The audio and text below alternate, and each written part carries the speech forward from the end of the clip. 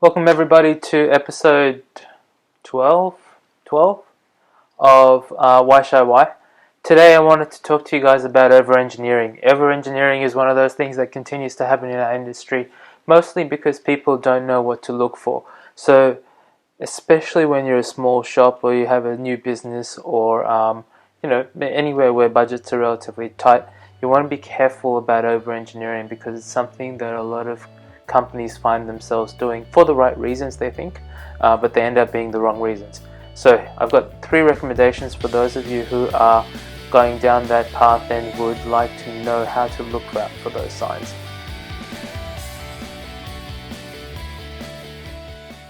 Alright, so the YAGNI Principle, let's get into it. YAGNI stands for you ain't gonna need it, okay? And it's something that someone like me has been very guilty of in the past, where I have thought as a software developer I'm going to build something new and exciting that users are going to love. Unfortunately, I'm not a user, I'm a developer, and so sometimes those things just don't pan out, and all of a sudden I've spent hours, days, months, whatever it is, building something that no one will ever use, right? So your first recommendation for keeping your over-engineering in check is to have a product pathway in place that shows that you have a feature X, Y, and Z, and these are the versions that you're going to step through. Do not work on X1 before you have launched X0.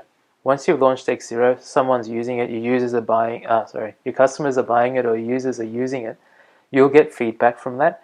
Build that feedback into X1 version of that feature, and that will allow you to temper that version with the things that are actually needed by the user, not ain't gonna need it, right? Okay, and you keep doing that for all your features down the list.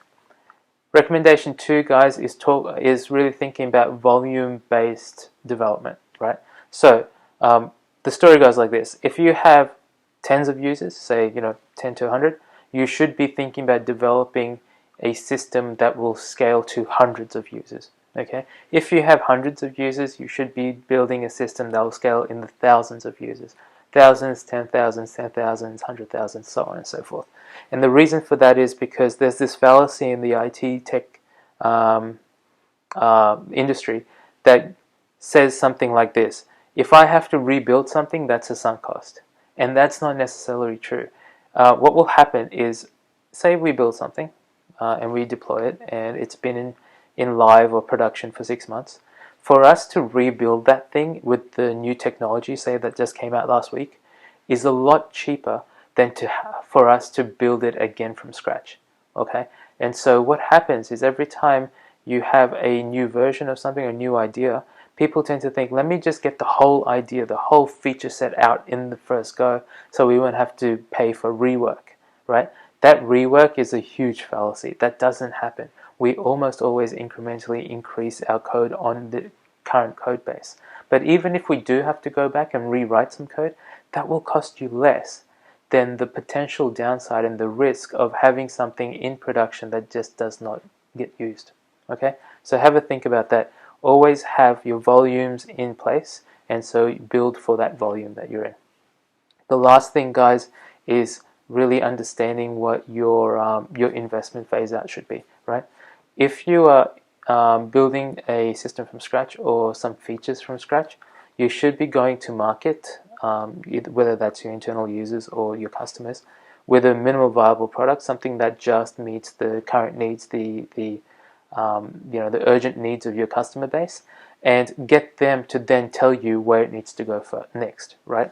That will allow you to invest incrementally over time and get your quickest returns that you can see. If you build something today for a feature that someone will use in 6 months' time, all of a sudden you've lost 6 months worth of investment opportunity, right?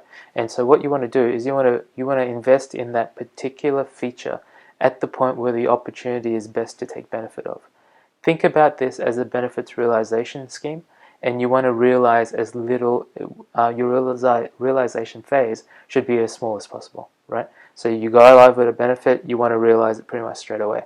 If you go live with the benefit in 2013 and you realize it in 2017, you have lost 2 years of opportunity, right? And you don't want to be able to do that.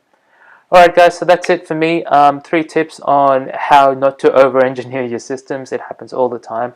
And if you do have any examples or if you have any questions around that, please feel free to comment or to shoot me an email.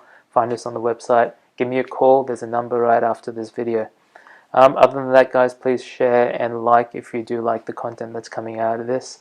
And until I see you next week for Why Shy Why, I will hope that you have a great week and stay focused.